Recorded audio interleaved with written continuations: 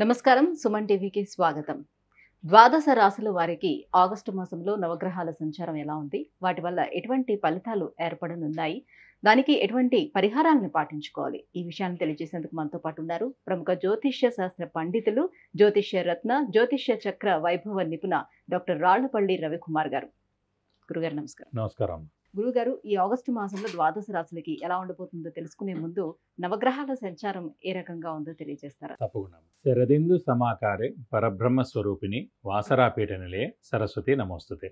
అందరికీ నమస్కారం. ద్వాదశ రాశుల్లో అంటే ఈ నెల ఆగస్టు నెల ద్వాదశ రాశుల్లో నవగ్రహాలు ఎక్కడ ఉన్నాయో ఇప్పుడు తెలుసుకుందాం. ముందుగా సూర్యుడు వచ్చేసి మనకి స్వస్థానమైన సింహరాశిలో ఉంటారు. అలాగే బుధుడు కూడా సింహరాశిలో ఉన్నారు. అలాగే శుక్రుడు కూడా ఈ నెల అంతా కూడా మనకి సింహరాశిలో ఉంటారు. అలాగే కుజుడు వచ్చి మనకి వృషభ రాశిలో ఉంటారు. గురువు వచ్చేసి మనకి వృషభ రాశిలో ఉంటారు. అలాగే శని స్వస్థానమైన కుంభరాశిలో ఉంటారు. అలాగే రాహు వచ్చి మనకి మీన రాశిలో ఉంటారు. ఇక కేతు వచ్చేసి మనకి కన్యా రాశిలో ఉంటారు.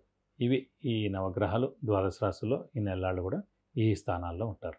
గురుగారు, కర్కాటక రాశి వారికి ఈ ఆగస్టు మాసంలో నవగ్రహాల సంచారం ఎలా ఉంది? ఏ గ్రహాలు అనుకూలంగా ఉన్నాయి, ఏ గ్రహాలు ప్రతికూలంగా ఉన్నాయి? వీళ్ళకి ఎటువంటి ఫలితాలను ఇస్తున్నాయి? తప్పకుండా. కర్కాటక రాశి అనగానే మనకి పునర్వసు 4వ పాదం, పుష్యమి 1, 2, 3, 4 పాదాలు, ఆశ్లేష 1, 2, 3, 4 పాదాలు. ఈ 3 నక్షత్రాల సమూహం మనకి కర్కాటక రాశిలోకి వస్తుంది. సాధారణంగా కర్కాటక రాశి అధిపతి చంద్రుడు. చంద్రుడు ఎవరికైనా సరే మనస్కారకుడు, బుద్ధికారకుడు, తల్లికారకుడు. సో కర్కాటక రాశికి చంద్రుడు స్వస్థానంలో ఉంటారు కాబట్టి తల్లి మాట జవదాటపోవడం, తల్లి యొక్క బ్లెస్సింగ్స్ పరిపూర్ణంగా ఉండడం, తల్లికి ఎలాంటి లోటు లేకుండా ఉండడం, ఇవన్నీ కూడా ఖచ్చితంగా ఉంటాయన్నమాట. ఎందుకంటే ఇది అనాదిగా వస్తుందంటే శ్రీరామచంద్రుల వారిది పునర్వసు 4వ పాదం, అలాగే కర్కాటక రాశి, అలాగే లగ్నం కూడా కర్కాటక లగ్నం. సో ఆయన స్టాంప్ అలా ఉండిపోయింది అన్నమాట. సో తల్లి యొక్క బ్లెస్సింగ్స్ పరిపూర్ణంగా ఉంటాయని చెప్పుకోవాలి. అలాగే ఆరోగ్యం కూడా బాగుంటుంది సాధారణ కర్కాటక రాశి వారికి. ప్లస్ అందరికీ సహాయ సహకారాలు ఎక్కువగా చేస్తారు. అంటే ఏ గ్రహానికైనా సరే శత్రువులు ఉంటారు, కానీ చంద్రగ్రహానికి కూడా శత్రువులు లేరు. ఏ గ్రహం కూడా శత్రువులు లేరు చంద్రుడికి అనమాట. కాబట్టి వీరికి ఎవరు శత్రువులు ఉండరు. వీరు ఆచితూచి మెలుగుతారు, అందరికీ సహాయ సహకారాలు చేస్తారు. అలాగే ప్రస్తుతం మటుకు గురుబలం పరిపూర్ణంగా ఉంది. ఎందుకంటే లాభస్థానంలో గురువు చాలా బాగున్నాడు కాబట్టి లాభాన్ని చేకూరుస్తాడు. అలాగే తృతీయ స్థానంలో కేతు చాలా బాగున్నాడు. భాగ్యస్థానంలో రాహు చాలా బాగున్నాడు. ఒక అష్టమశని నడుస్తుంది. అష్టమశని నడిచినా కూడా చెప్పాను కదండి, చంద్రుడికి ఎవరు శత్రువు లేనట్టు. సో అష్టమశని దోషం నడుస్తున్నా కూడా కారణార్థం వెళ్ళిపోయింది. ఇంకొక ఏడాదే ఉంది, ఇంచుమించుగా 8-9 నెలలే ఉంది.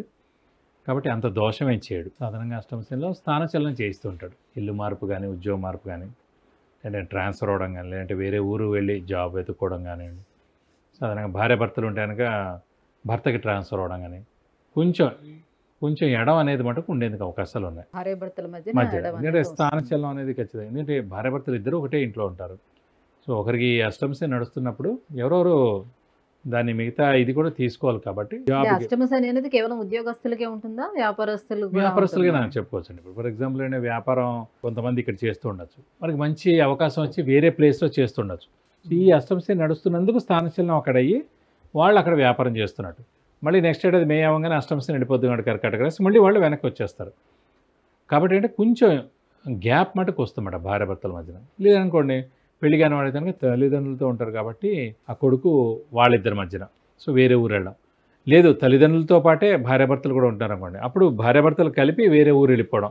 ఏదో విధంగా అందరూ కలిసిన చోట ఒకే చోట ఉండకుండా సమ్ గ్యాప్ రావాలన్నమాట. సో ఖచ్చితంగా వస్తుంది అది.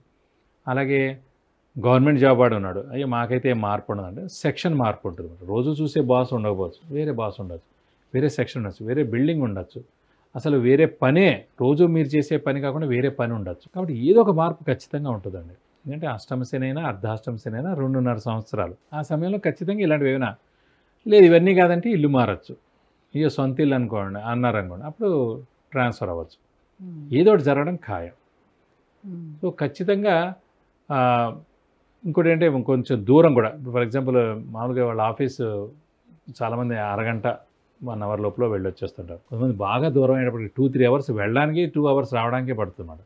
సో మనం అనుకోండి ఈ స్థానచలనం ఇలాంటివి అయినా సరే ఈ ట్రాఫిక్లోనే మీకు వెళ్ళిపోయినట్టుగా కూడా మనం పరిగణించవచ్చు. మీరు ఇంటికి రాగానే తింటారు, పడుకుంటూ పోతారు తప్ప ఇంకేమీ మీరు అంత యాక్టివిటీ ఏమి ఉండదు కదండి సాధారణంగా. కాబట్టి సమ్ గ్యాప్ అనమాట, అలా గ్యాప్ వస్తూ ఉంటుంది అన్నమాట. సో దానివల్ల చిన్న చిన్న ఇబ్బందులు వస్తుంటాయి భార్యాభర్తల మధ్యన. సో అవన్నీ కామనే, అంత పెద్ద గొడవలే ఉండవు. మనం స్థానచలనం అయితేనే మంచిది. ఉద్యోగ మార్పు కానీ ఇల్లు మార్పు కానీ అయితేనే చాలా మంచిది. గ్రహాలతో పాటు మనం కూడా సంచరిస్తే కనుక మనకి ఏ ఇబ్బంది ఉండదండి. గ్రహాలకు ఆపోజిట్గా మనం వెళ్తే కనుక తప్పకుండా సో ట్రాన్స్ఫర్లు ఏమైనా వచ్చేటప్పుడు అది ఆఫ్ చేయించుకుంటే వాళ్ళ ఎదుగుదల కూడా అయిపోతుంది. ఆ ఎదుగుదల అయిపోతుంది. కరెక్ట్గా ఈ సమయం కాకపోయినా మంచి సమయం ఉన్నప్పుడు అనవసరంగా అక్కర్లేని పొజిషన్కి చచ్చినట్టు వెళ్ళాల్సి వస్తుంది. అప్పుడు వెళ్ళకపోతే జాబ్ తీసేస్తూ ఉంటారు. అలా వెళ్ళడం బెస్టా, ఇప్పుడు ఉన్నప్పుడు బెస్టా? ఇప్పుడు ఆల్రెడీ టైం అయిపోయింది, ఇంకొక 8 నెలల్లో అష్టమ శని కూడా వెళ్ళిపోతుందన్నమాట. అదే మరి గురుబలం ఎలా ఉంది వీళ్ళకి ఆర్థికంగా? గురుబలం లాభస్థానంలో చాలా బాగుంది కాబట్టి మనకి అవివాహితులు వివాహం అవడం, సంతానం లేని వారి సంతానం కలగడం, నిరుద్యోగులు ఉద్యోగం రావడం, ఉద్యోగస్తులు ప్రమోషన్ రావడం, నేమ్ అండ్ ఫేమ్, బాస్ నుంచి మననం, అలాగే మనకి ఫారెన్ టూర్ విజిట్స్ అసైన్మెంట్స్ రావడం, ఇవన్నీ కూడా ఉన్నాయి. వ్యాపారస్తులు కూడా బాగానే ఉంది. అష్టమ శని నడుస్తున్నా కూడా గురుబలం బాగుంది కాబట్టి ధనానికి ఏ ఇబ్బంది లేదు. ఆర్థికంగా చాలా బాగుంది. ఎప్పుడైతే ఆర్థికంగా బాగుందో మీకు ఆల్రెడీ మీకు వచ్చే వ్యూస్ కానివ్వండి, ఐడియాస్ కానివ్వండి, మంచి బిజినెస్ ఇవి కానివ్వండి, ఇవన్నీ కూడా చాలా మంచివే వస్తుంటాయి. కాబట్టి జాగ్రత్తగా ఆచితూచి తెలుసుకుంటే సరిపోతుంది. గురుబలం బాగానే ఉంది కాబట్టి ఇప్పుడు ఎవరైనా ఇల్లు కొనుక్కోవాలని ప్రయత్నాలు చేస్తే అవన్నీ గురుబలం బాగున్నప్పుడే మనం గృహం కానీ వాహనం కానీ ఇవన్నీ కూడా తీసుకోవడానికి అవకాశం అండి. కాబట్టి ప్రస్తుతం లాభస్థానంలో ఉన్నాడు కాబట్టి మనం గట్టి ప్రయత్నం చేస్తే తప్పకుండా తీసేందుకు అవకాశం 100% ఉంది. కొంచెం మీ మానవ ప్రయత్నం చేయాలి. రాహుకేతులు ఎలాగో తృతీయం మరియు భాగ్యంలో ఉన్నారు కాబట్టి చాలా బాగున్నారు పొజిషన్స్, వాళ్ళకేం ఇబ్బంది లేదు.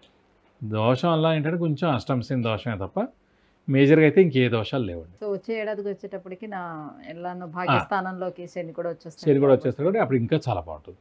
ఇంకా అప్పుడు తిరిగే ఉండదు. మరి ఇంకా ఎటువంటి పరిహారాలను పాటించుకోవాల్సిన అవసరం ఉంటుంది? అష్టమ శని నడుస్తుంది కాబట్టి ఖచ్చితంగా ప్రతి శనివారం ఉపవాసం ఉండడం, అలాగే ఆంజనేయ స్వామి మరియు శివుడిని ఎక్కువగా పూజించడం, ప్రతి సోమవారం శివుడి గుడికి వెళ్ళి 40 ప్రదక్షిణాలు చేయడం, అలాగే శివుడు అష్టోత్తరం చదువుకోవడం, అలాగే ప్రతి మంగళవారం శనివారం ఆంజనేయ స్వామి టెంపుల్కి వెళ్ళి 40 ప్రదక్షిణాలు చేయడం, సింధూరు పూజ, అలాగే తమలపాకుల పూజ, అలాగే వడమాల సమర్పించడం, అలాగే ఆంజనేయ స్వామి గుడి చుట్టూ 40 ప్రదక్షిణాలు చేస్తానికి దోషాలు లాంటివి ఉన్నా కూడా తప్పకుండా తొలగిపోతాయి. ఇది కాకుండా ఇంకా ఉధృతంగా ఉందనిపిస్తే కూడా ఖచ్చితంగా శనికి 19,000 సార్లు జపం చేయించి నల్ల నువ్వులు ఒక 200 గ్రాములు దానం ఇస్తానికి దోషం మొత్తం తొలగిపోతుంది. విద్య, ఉద్యోగం, వ్యాపారం, వాహనం, వివాహం, సంతానం, ఆరోగ్యం, ఐశ్వర్యం వీటన్నిటికి సంబంధించి విషయాన్ని తెలుసుకోవాలనుకుంటే కింద స్క్రోల్ అవుతున్నటువంటి నెంబర్కి వాట్సాప్ చేసి గురువుగారి అపాయింట్మెంట్ను పొందవచ్చు. గురుగారు, కర్కాటక రాశి వారికి ఆగస్టు మాసం ఏ రకంగా ఉండిపోతుంది, ఎలాంటి పరిహారాన్ని పాటించుకోవాలి, ఈ విషయం తెలియజేసినందుకు ధన్యవాదాలు. నమస్కారం.